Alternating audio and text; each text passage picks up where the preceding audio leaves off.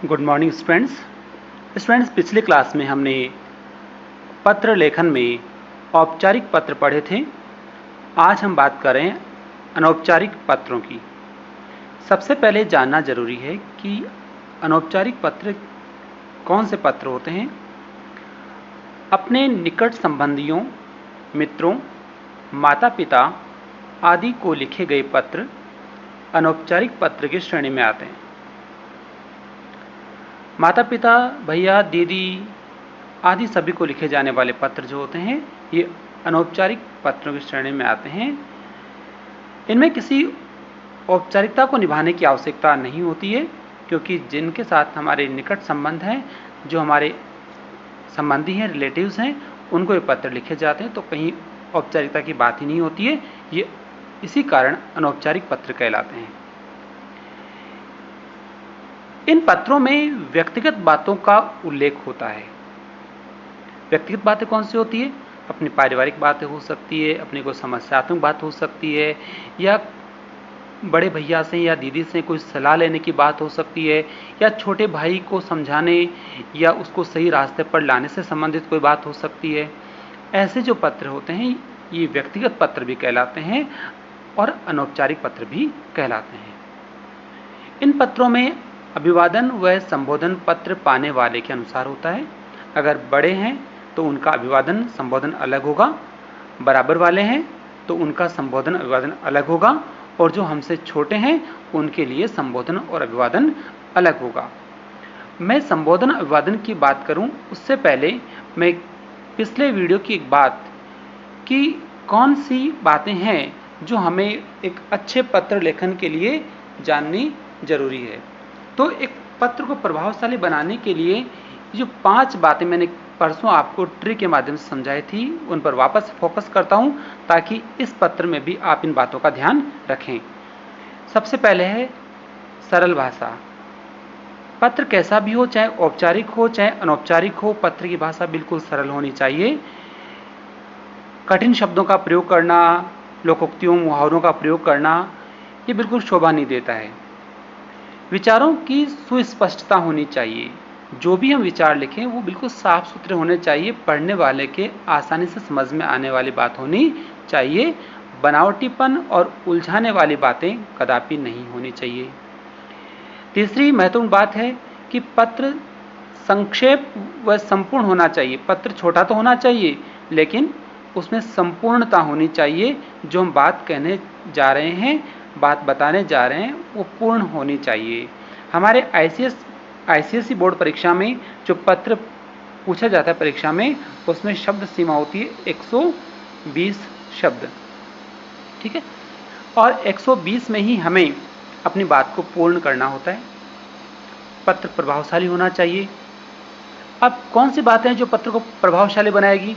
चाहे औपचारिक पत्र हो चाहे अनौपचारिक पत्र हो, हमेशा विनम्र भाषा का प्रयोग करना चाहिए, शिष्टाचारपूर्ण भाषा होनी चाहिए और उचित अभिवादन होना चाहिए। अगर इन बातों का ध्यान रखते हैं तो भाषा प्रभावशाली बन जाती है। बाहरी सजावट का ध्यान रखना जरूरी है। मैंने कहा था कि सबसे पहले जरूरी है कि पत्र को हमें नए पेज से ही शुरू करना है। ऐसा नहीं कि पहले से हमारा उत्तर चल रहा था, उसमें जगह बच गई पेज में और हमने पत्र लिखना शुरू कर दिया। नहीं, आप वहाँ पीटीओ डाल करके अगले पेज से पत्र को ले लें तो ज़्यादा अच्छा होगा, और कोशिश करें कि पत्र उसी पेज पर ख़त्म हो जाए। एक पूरा पेज आपके पास रहता है, उस पूरे पेज पर आपका पत्र पूरा हो जाए, क्योंकि 120 शब्दों में आसानी से आप लिख सकते हो। बाहरी सजावट में जो महत्वपूर्ण बात है, विराम चिन्हों का सही प्रयोग होना चाहिए, और पत्र का जो फॉर्मेट है, प्रारूप है, उसका भी ध्यान होना चाहिए। सबसे महत्वपूर्ण बात होती है कि पत्र में सुंदरता होनी चाहिए। कई बार हम शब्द को काटते हैं और काटते इतना गलत तरीके से काटते हैं कि उसको धब्बा सा बना देते हैं। ये बिल्कुल उचित नहीं है। अगर कोई शब्द अशुद्ध हुआ भी है तो आपको कुछ नहीं करना है, उस शब्द के ऊपर एक लाइन लगा देनी है। जैसे आपने लिखा और कुछ गलती हो गई, आपने लिखा आदर्श, अब ये आदर्श गलत हो गया क्योंकि रे जो था यहाँ आना चाहिए था। अब आपने क्या किया, इसको काटने के बजाय इसको रगड़ दिया, ऐसे कट कर दिया। नहीं, गलत हो गया। आपको क्या करना है, इस शब्द के ऊपर एक लाइन डालनी है। जो आपका अशुद्ध शब्द हुआ है आदर्श, यहाँ आपने रे लगा दिया था, ये गलत हो गया था। अब आपको कुछ नहीं करना है, इस पर केवल लाइन लगानी इस तरह से। तो आपको अपनी कॉपी में जो भी काम करते हैं वो सुंदरता से करें, उसमें कहीं धब्बा नहीं बनना चाहिए, क्योंकि धब्बा हमेशा अखरता है। हाँ, अगर ये लाइन लगा दी आपने केवल इतनी सी, ये नहीं अखरेगी। तो सुंदरता का ध्यान जरूरी है, तो बाहरी सजावट का ध्यान रखना जरूरी है। अब मैं वापस अपने मूल विषय पर आता हूं। अनौपचारिक पत्र की बात कर रहा था मैं, संबोधन अभिवादन की बात कर रहा था। जो हमसे बड़े हैं, बड़ों के लिए हम जो अभिवादन लिखेंगे वो क्या होगा, पिताजी को पत्र लिख रहे हैं तो आदरणीय पिताजी। अब इसके अलावा और कौन कौन से संबोधन हो सकते हैं, संबोधनों में हम लिख सकते हैं पूज्य, पूजनीय, पूज्य, पूजनीय। अगर हमने पिताजी को पत्र लिखा है तो पूज्य लिखेंगे, पूजनीय लिखेंगे, आदरणीय लिखेंगे। लेकिन अगर हम माताजी को या दादी जी को पत्र लिख रहे हैं तो फिर आपको यहां पूज्या स्त्रीलिंग रूप में लिखेंगे, और ऐसे ही पूजनीय, पूजनीय, और यहां आदरणीय, तो आदरणीय। ऐसे संबोधन हम लिखेंगे। ये हैं दादी जी के लिए, माताजी के लिए और बड़ी दीदी के लिए, और ये हैं अपने दादाजी के लिए, चाचा जी के लिए, भैया के लिए, पिताजी के लिए। तो ऐसे संबोधन काम में लेंगे। तो ये तो हुआ संबोधन कि हमने पत्र में क्या लिखा, संबोधित किया। शुरुआत कैसे की, संबोधन के साथ की। उसके बाद में अब लिखेंगे अभिवादन। अभिवादन में कौन से शब्द काम आते हैं, सादर प्रणाम लिख सकते हो, सादर चरण स्पर्श लिख सकते हो, सादर चरण स्पर्श। तो ऐसे हम यहां लिख सकते हैं, सादर चरण स्पर्श। ध्यान रहेगा। संबोधन हो गया, अभिवादन हो गया। हम पत्र को 3 अनुच्छेदों में लिखेंगे। अब ये 3 अनुच्छेद क्या काम आएंगे। पहले अनुच्छेद में हम बात करेंगे कुशलता के समाचारों की, जो 1 या 1.5 पंक्ति में पूरा हो जाना चाहिए। 2 पंक्ति ले लो। इसके बाद में पत्र लिखने का जो कारण है, आपने पत्र क्यों लिखा है, अपनी पढ़ाई लिखाई के बारे में बताने के लिए लिखा है या कोई और मुख्य बात है उसके लिए लिखा है, उसकी बात यहाँ की जाएगी। उसके बाद में तीसरी पंक्ति में वापस एक औपचारिक समाचार होंगे, औपचारिक बातचीत होगी, जिसमें हम परिवार के अन्य सदस्यों को अभिवादन भेजेंगे और उनकी कुशलता के बारे में जानेंगे। और उसके बाद में आ जाएगा समापन। समापन में लिखा जाएगा आपका प्रिय पुत्र, आपकी प्रिय पुत्री, हस्ताक्षर और नाम आ जाएगा। क्लियर। तो ये तो था बड़ों के लिए। तो हमसे जो बड़े हैं उनको हम इस तरह से संबोधित करेंगे और उनको इस प्रकार से अभिवादन देंगे। जो हमारे बराबर वाले हैं, मोस्टली जो मित्र होते हैं वो बराबर वाले होते हैं, तो मित्रों को जो पत्र लिखे जाएंगे उनमें हमें किन बातों का ध्यान रखना है। सबसे पहले ध्यान रखना है कि जो बराबर वाले हैं उनके लिए संबोधन क्या होगा, प्रिय मित्र, मित्र का नाम लिखें आलोक, प्रिय मित्र आलोक। अभिवादन में सप्रेम नमस्ते, बराबर वालों को जब हम अभिवादन भेजते हैं तो वो नमस्ते होता है, सप्रेम नमस्ते। या फिर मधुर स्मृति, मधुर स्मृति, ऐसे संबोधन हम यहां अभिवादन भेज सकते हैं। संबोधन तो क्या हो गया, प्रिय मित्र आलोक, और सप्रेम नमस्ते क्या हो गया, अभिवादन हो गया। या फिर क्या लिख सकते हैं, मधुर स्मृति लिख सकते हैं। वही 3 अनुच्छेद में इस पत्र को पूरा करेंगे। 3 अनुच्छेद में पत्र पूरा करेंगे। पहले अनुच्छेद में कुशलता की बात हो जाएगी, दूसरे अनुच्छेद में जिस विषय को लेकर के आप पत्र लिख रहे हैं उसकी बात हो जाएगी, तीसरे में अपने मित्र के माता पिता को हम क्या भेजेंगे, अभिवादन भेजेंगे। फिर तुम्हारा मित्र लिख करके समापन करेंगे, हस्ताक्षर हो जाएगा, नाम आ जाएगा। इसके बाद में आते हैं जो हमसे छोटे हैं उनके लिए पत्र कैसे लिखें। तो सबसे पहले हम शुरुआत करेंगे प्रिय रवि। हमसे छोटा है, प्यारा है, तो हम प्रिय रवि, रवि छोटा भाई है, रवि को लिखा छोटे भाई को, तो रवि लिखा प्रिय रवि। अब वो छोटा है तो उसको आशीर्वाद दे सकते हैं, सदैव प्रसन्न रहो, सदैव खुश रहो, प्रसन्न रहो, और उसके बाद वापस वो वही 3 अनुच्छेद में पत्र पूरा करेंगे, और 3 अनुच्छेद होने के बाद में समापन में लिखेंगे तुम्हारा हितैषी, तुम्हारा हित चाहने वाला, हस्ताक्षर आ जाएंगे और नीचे नाम आ जाएगा।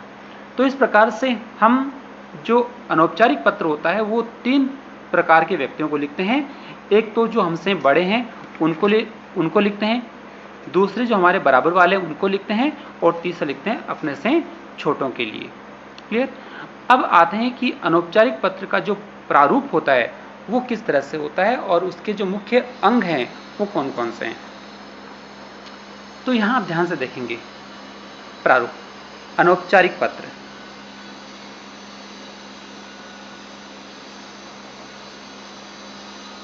अनौपचारिक पत्र का प्रारूप कह दो। पहले प्रमुख अंग की बात कर लेते हैं, उसके बाद आपको प्रारूप भी दिखाएंगे। प्रारूप तो हमने देखे थे अभी, लेकिन फिर भी एक बार फिर देखते हैं। सबसे पहले पत्र शुरू करने के आरंभ में बाईं ओर, मैं अभी कहाँ लिख रहा हूँ, ये मेरे पास पेपर है, इस पेपर में कहाँ लिख रहा हूँ, बाईं तरफ लिख रहा हूँ। कहाँ लिख रहा हूँ? बाईं तरफ। ये बायां है, ये दायां है। तो बाईं तरफ क्या लिखेंगे? पत्र लिखने वाले का पता। पत्र आप लिख रहे हो तो आपका पता यहाँ आ जाएगा, लेकिन यहाँ ध्यान रखना है कि अगर पत्र में, परीक्षा में पत्र में कोई पता नहीं दे रखा है तो हमें यहाँ अपना पता न लिख करके क्या लिखना है?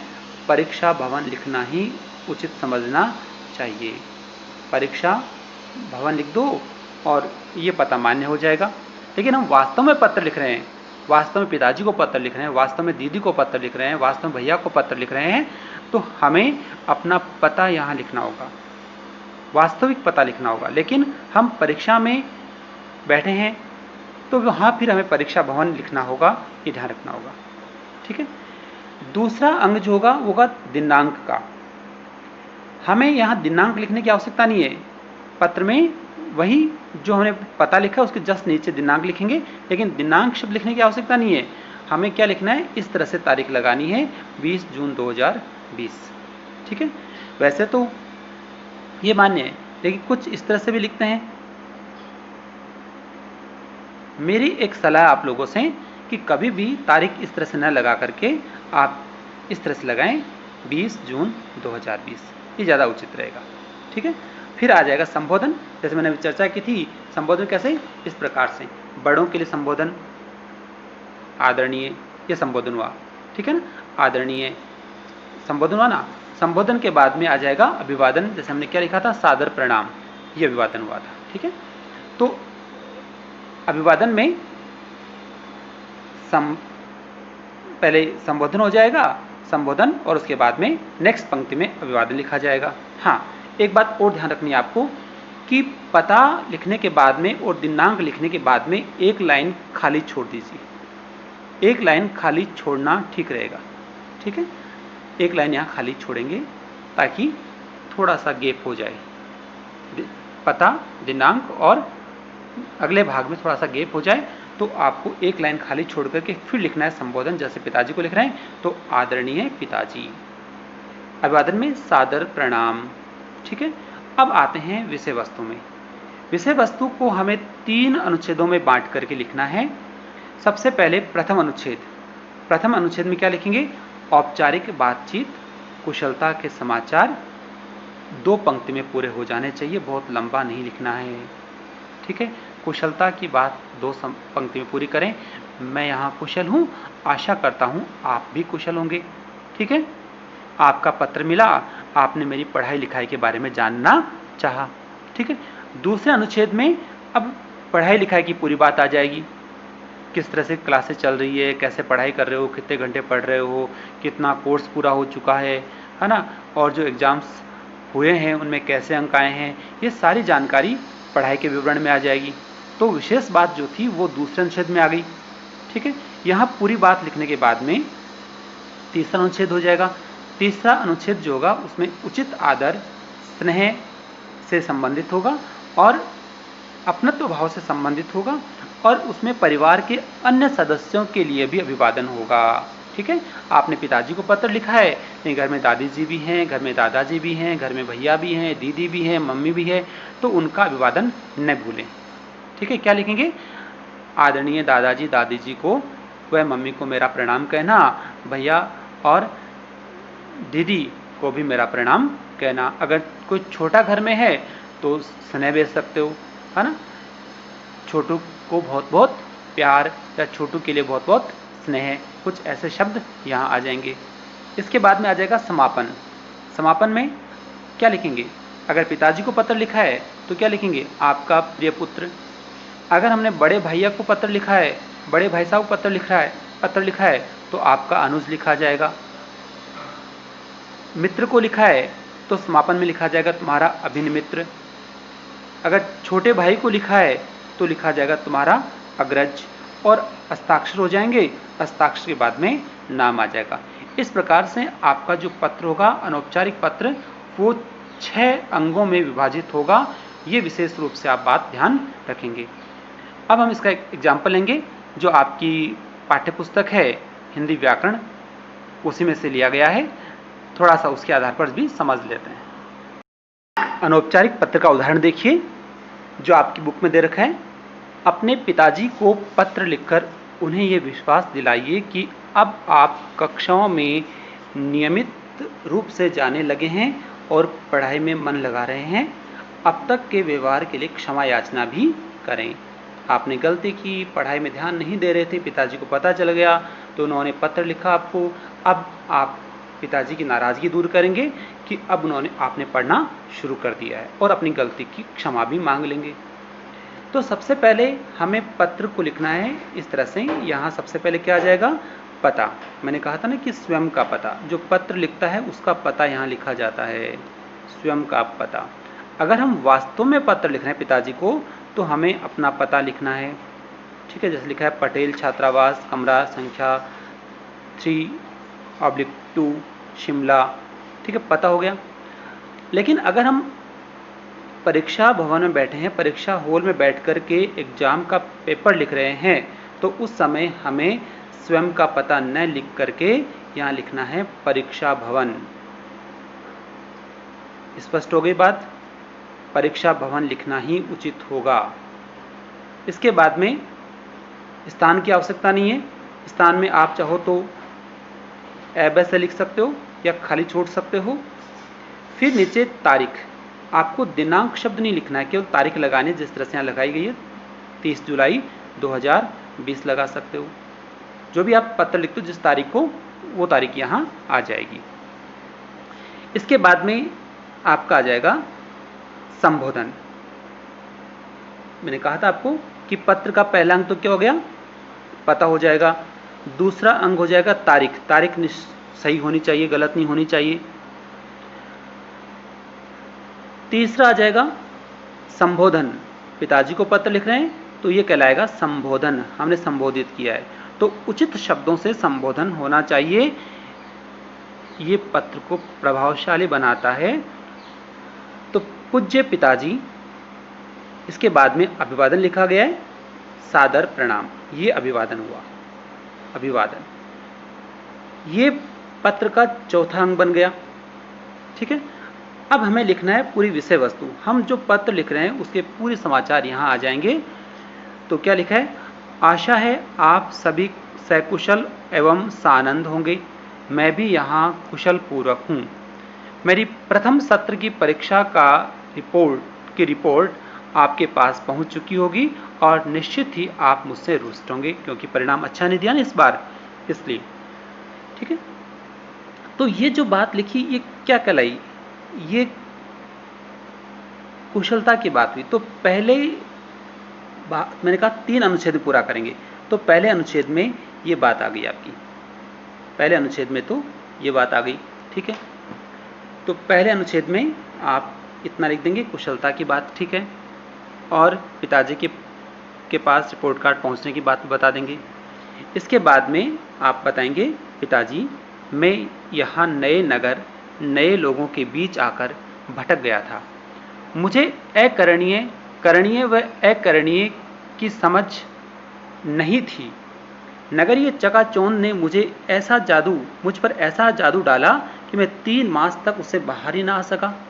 मैंने आनन फानन में मित्र बना लिए जो धन पत्नियों के बिगड़े हुए बच्चे थे।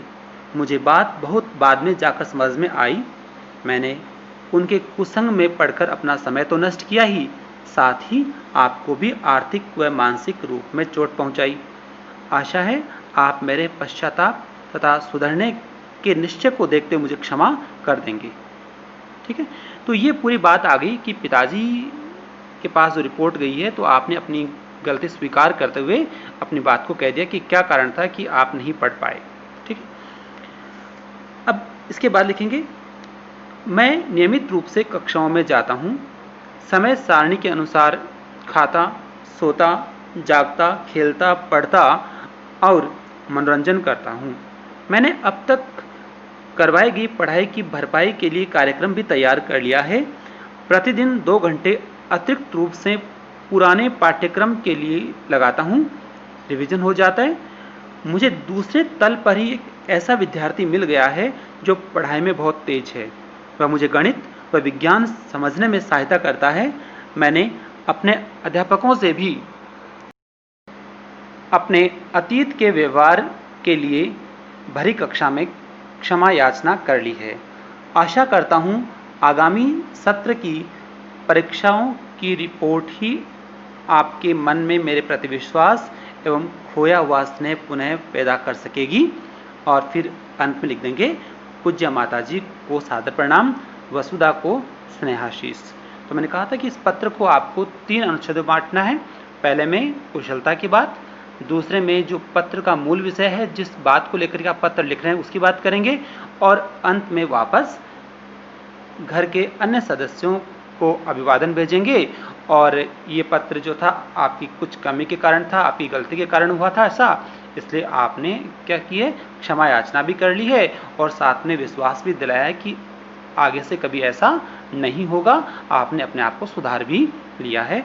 और लास्ट में आ जाएगा इसमें समापन में आपका पुत्र, और यहाँ लिख देंगे एबेस है। अगर परीक्षा भवन बैठे हैं तब तो क्या लिखना है, एबेस से लिखना है। और वैसे वास्तविक पत्र लिख रहे हो तो अपना नाम यहाँ लिखना है। कभी भी अनौपचारिक पत्रों में अपने नाम के साथ में शर्मा, वर्मा इस प्रकार के सरनेम नहीं लगाएं। केवल और केवल अपना नाम जो है वह लिखें। आपका पुत्र जैसे रवि, बस शर्मा लिखने की आवश्यकता नहीं है, केवल और केवल क्या लिखेंगे, रवि लिखेंगे। तो इस प्रकार से आपका ये जो पत्र है, अनौपचारिक पत्र पूरा हो जाता है। आगे की क्लास में हम अभ्यास और करेंगे।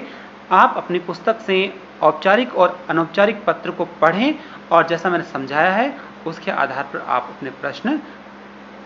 अपने पत्र तैयार करें। आई थिंक आप बहुत अच्छा पत्र लिख सकेंगे, लेकिन अभ्यास के बिना कुछ नहीं हो सकेगा।